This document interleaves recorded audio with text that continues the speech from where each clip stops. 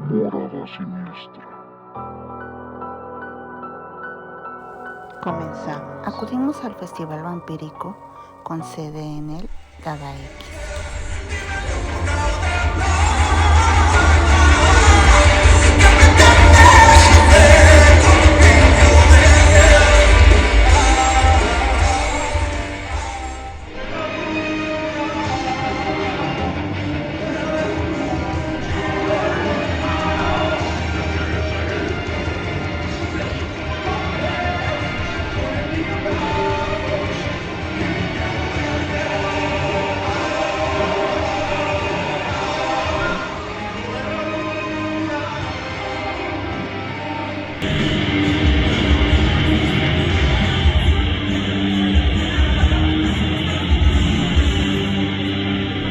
Pudimos disfrutar la gran variedad de productos disponibles en este evento.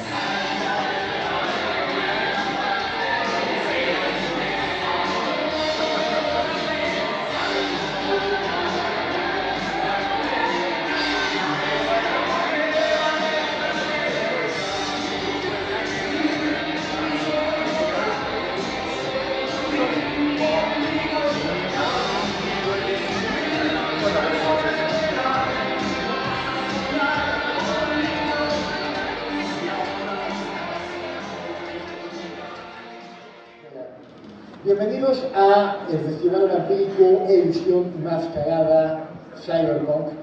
Yo soy Alejandro Gallardo, es un placer recibirlos.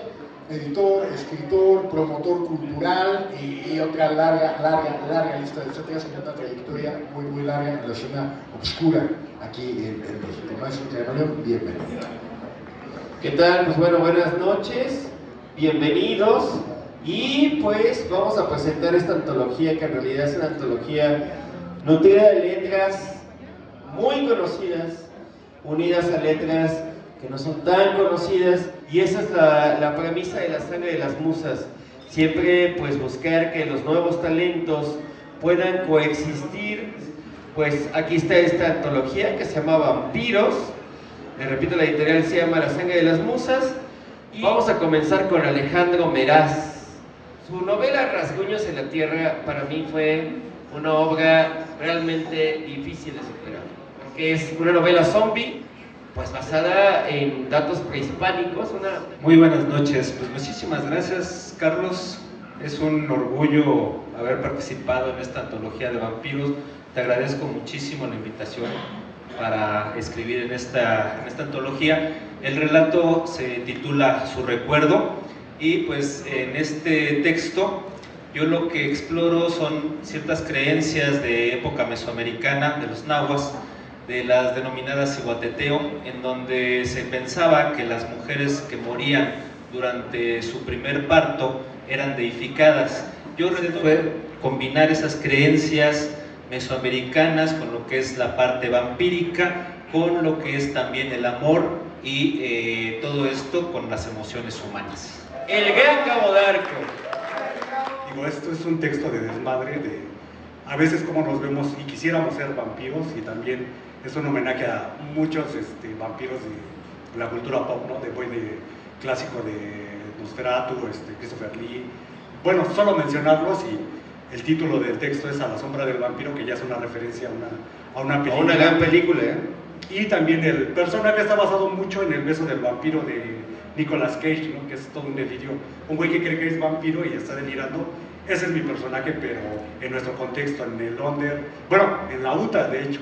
O sea, tú en la UTA, un güey que se cree vampiro y termina convertido, ¿no? Pero léalo, digo, espero que les guste y de bien. Gracias, Carlos. Ahí está, mi estimado Gabo Darko. Y tenemos ni más ni menos que al editor de Letras Rebeldes, donde está Ícaro. Poesía, porque es poesía vampírica que a mí, la verdad, sí me identifico. Pues muchas gracias, Carlos. Sí, precisamente, pues llevo ya un rato en la escena, ya un gran rato conociendo a Carlos Camaleón en todos estos eventos desde que eran allá en Lote Insurgentes.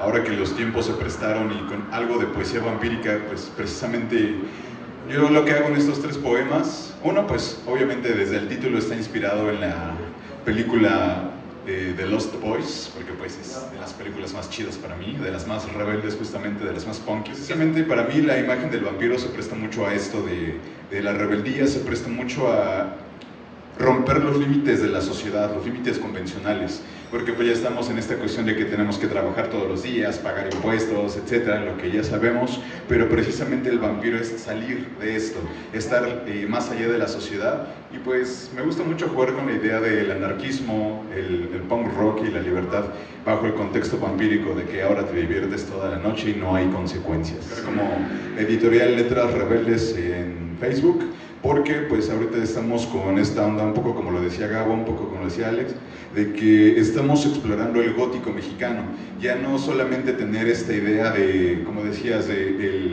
pues el gótico, el vampiro en Europa, los seres sobrenaturales entre castillos y campo, en este clima que pues es más subtropical, con todas las leyendas que hay en Latinoamérica que hacen referencia a las criaturas de la noche, y no solamente eso, sino también hablar de cómo nosotros estamos viviendo lo gótico, cómo nosotros estamos pues viviendo esta idea del vampirismo aquí en la Ciudad de México, ya no en un castillo, sino a lo mejor en los palacios del centro, o como escribe por ahí este camarada Alejandro de la Soledad, cuando nos toca ser vampiros de arrabal.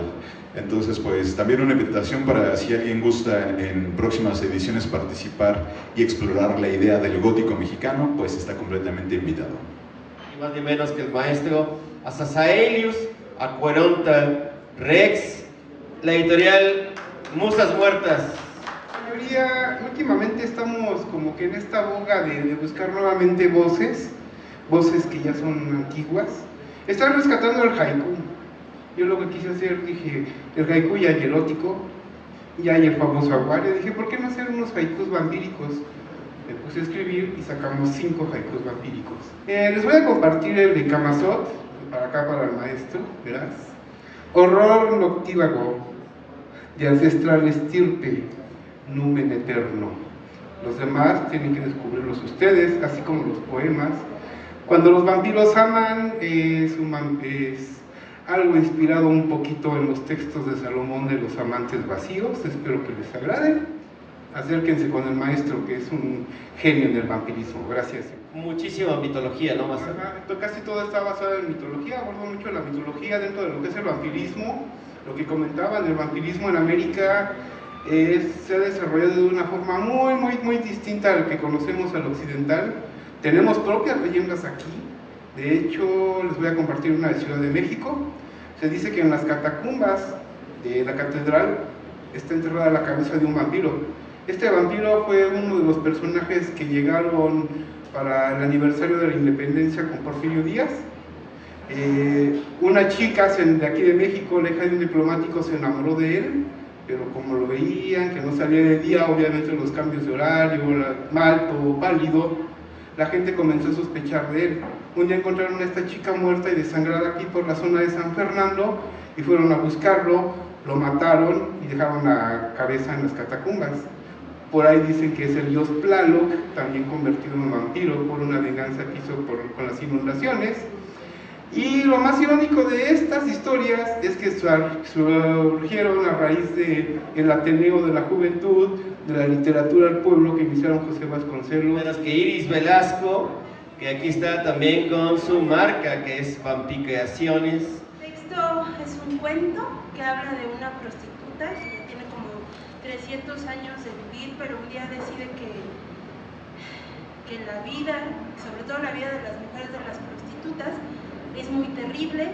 Una de sus compañeras tiene un encuentro con un policía y pues casi la mata, y ella con sus poderes vampíricos y esa conexión que hay entre el vampiro y su amigo, podemos decir, su discípulo, no sé.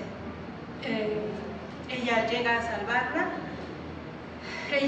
Su amiga Beatriz había sido víctima de trata, entonces la salvan, se van a su casa y ya parece que todo es felicidad, hasta que Armadelia decide sentarse en una banca a ver unas bugambilias así preciosas. Dice que es el color más hermoso que he visto en las bugambilias en México, y solo hay en México. Bueno, a ella le parece eso, y en eso llega la luz del sol, y así es como Armadelia desaparece de este mundo. Donde sea, Desesperanza Infinita son relatos y cuentos, hablan de... Bueno, hay muchos personajes con ciertos, no sé cómo decirlo, trastornos no son, pero bueno, tienen ahí sus... Hasta licantropía. Ajá, bueno, hay mujeres vampiro, mujeres lobo, hay vampiros, pero también hay personajes reales, personajes cotidianos que trabajan en la oficina y que un día deciden, bueno, ¿qué va a pasar si un día me aviento? Tiene que ver con Sandra Becerril, donde colabora. Hay libros realmente exquisitos, pero es una autora que tiene series en Netflix, que ha sido filmada para proyectos en Japón, para maestros del horror y demás. Ya Sandra, ya está. Gracias. Gracias, Carlos. Gracias a todos. Estoy muy contenta de estar por acá. Mejor lo hago así. Gracias por la invitación. Es la primera vez que participo en una antología del Sangre de las Musas, Muchas gracias, de verdad. Súper interesantes. Pues felicidades a todos los autores. Es increíble que se atrevan a escribir terror. Los que escribimos terror en México somos la onda. O sea, somos la hostia, ¿no? Laura. Mi texto se llama Él te mira de noche. Me gustan mucho los vampiros que no brillan. No, por favor. Los vampiros que no se enamoran. Los que hacen lo que sea, sí, guácala. Lo que sea por la sangre y por acechar a los seres humanos. Entonces este es un texto en donde hay un tipo acostado. Es que nosotros no sabemos lo que pasa cuando estamos dormidos. Los seres humanos somos muy indefensos cuando estamos dormidos. Y bueno, esa es la esencia del texto, y hay alguien ahí acechándolo que va a ir por él. Y puede llegar de noche a aguas. Aguas. Y más si ya tomaron cervezas. Bueno, pues salud por vampiros. Muchas gracias, Carlos, por la invitación, y gracias a todos. Es que hay dos tipos de terror en México. Está este tipo de terror, que yo creo que es un terror muy sincero y muy padre. Es el terror que es un poco más, como les decía, como más comercial y como más light, ¿no? Todos conocemos ese tipo de terror. Entonces, creo que Stephen King es una especie de combinación de ambas. A veces tiene libros increíbles, que son muy profundos y a todo el mundo le llegan. Y tiene libros pues, que no son tan buenos, ¿no? Es inevitable. Pues creo que los vampiros deben ser así un poco. Historias de los personajes. Sí, claro. Gracias. Sí. Es que muchos de nosotros jamás hubiéramos escrito de vampiros o jamás hubiéramos hecho un festival vampírico, hablo específicamente de mí, si no hubiéramos leído un libro de Gerardo Horacio Porcayo.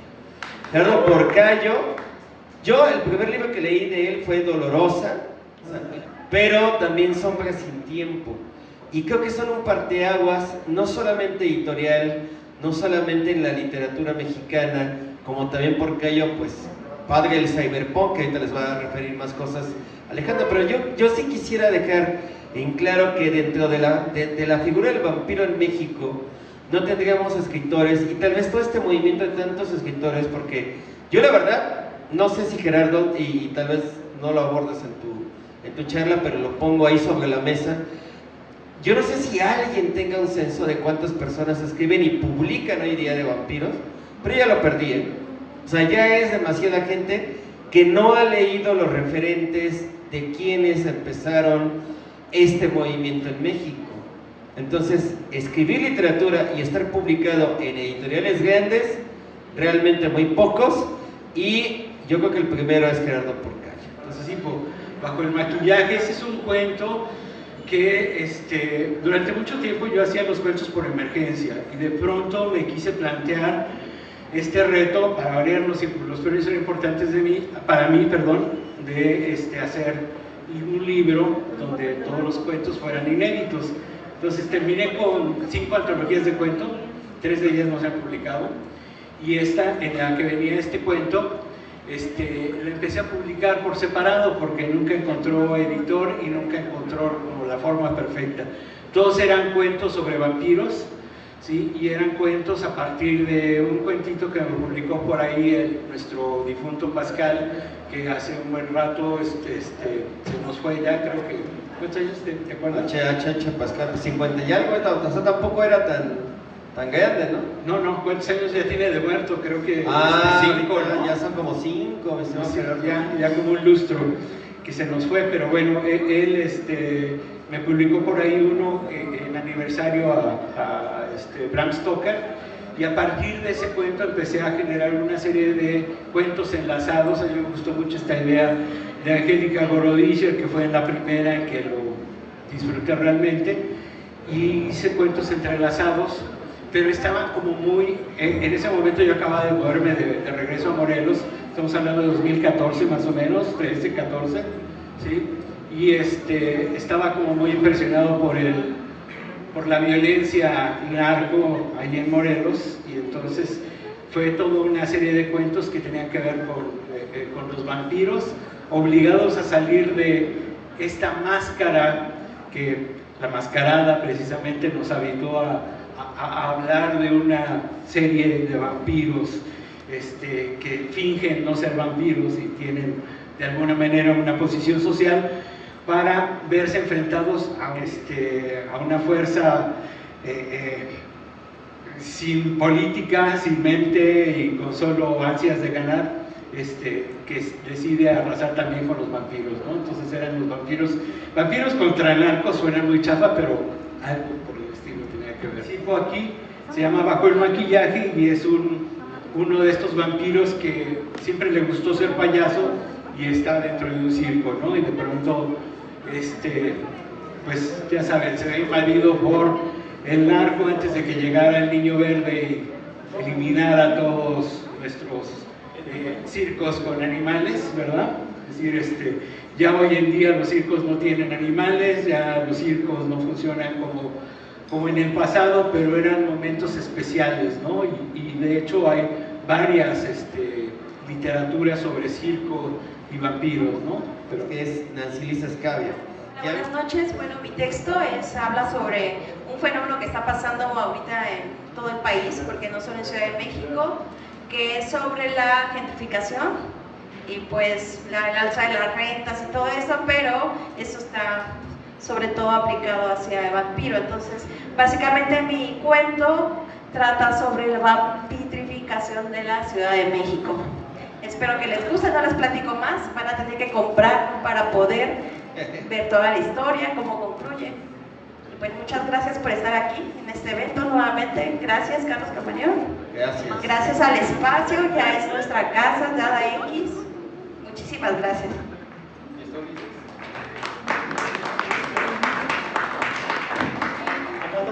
Ulises Castro, bienvenido. Mi texto se llama Perla Roja. Trata sobre una vampira, una bruja. En el texto lo relata como una bruja más bien, que les ofrece una solución a un pueblo que está envuelto en una enfermedad extraña. El pueblo en su desesperación va a buscar, bueno, primero quiere cazar a la bruja, evidentemente va a encontrar una solución en ella y bueno, ya no les platico más, es como la desesperación puede llevar a una solución extraña y aceptar las atrocidades en una sociedad. Seguimos con Ruth M. Retana. Esta vez lo quise hacer de una forma diferente y esta, obra de teatro que habla de dos personajes vampíricos en un mundo post-apocalíptico muy fantasioso, así que lo convertí en una narración. Espero que les guste, disfruten de este festival vampírico y muchas gracias a Camaleón, que siempre nos está apoyando con estas cosas hermosas. ¿Qué nos puedes decir, Aide? Muy bien, mi texto, como yo, sí es vampírico, pero le da ahí una vueltita al final, entonces mezcla como vampirismo con otro tipo de terror más realista. Y nuevamente gracias a Carlos, pues gracias a Dada siempre por abrir sus puertas y pues gracias a ustedes por estar en este evento, espero que lo disfruten. Sí, la primera calle de la Soledad, ahí es donde yo tengo el privilegio de conocer su trabajo y bueno, pero hace un rato decía Camaleón y hablaba también además porque yo de los espacios que ya no existen. También podemos hablar de los autores, de los guerrilleros culturales que ya no están. Algunos porque han sido llamados por el universo, otros porque de verdad sostenerse en pie de guerra que ya tanto tiempo no está así. Y es por eso que uno va viendo cómo pues se va quedando solo de alguna manera, ¿no? va perdiendo a los compañeros de vuelo. Pero un fuerte aplauso para el maestro Montaño. Con respecto al vampirismo, yo creo que es muy importante el cambio de la figura del vampiro para que las huestes de sus lectores hayan aumentado, ¿no? El vampiro original, hace un rato mencionábamos a Laszlo Musó, un escritor mexicano que publicaba en Excelsior y que pero nada más era Castillos en la letra, y precisamente él se ponía a sí mismo como un vampiro porque era Laszlo Musó era descendiente también de Transilvania y jugaba mucho con esta heredad de pertenecer a estas áreas, ¿no? Entonces, bueno, se trataba de este tipo de literatura que estaba muy apegada al vampiro por excelencia, ¿no? A Drácula, y que tenía Drácula como paradigma único, ¿no? Y durante mucho tiempo ese era como el único, la única vertiente, ¿no? Por ahí hubo un anime bien interesante que se llamó Van Helsing, donde por primera vez jugaban con poner al revés el nombre de Drácula, ¿verdad? Y jugaban a hacer varias cosas interesantes y empezaba como a perderse un poquito, a final de cuentas, esta noción de respeto exagerado que de pronto se tenía sobre este vampiro Bram Stoker, que fue el que le dio de alguna manera coherencia, ¿verdad?, a esta noción del vampiro, coherencia a todos los mitos tradicionales del Medio Oriente europeo, y a través de ello nos legó esta primera versión del vampiro, ¿no? Pero antes que eso, quizás el poema más reconocible, y ahorita que se está hablando del poema, La novia de Corinto de Goethe, ¿no?, marca de muchas maneras el nacimiento del romanticismo mismo y el inicio de todo esta noción de recuperación del gótico más que del romanticismo, de todos estos movimientos folclóricos, ¿no?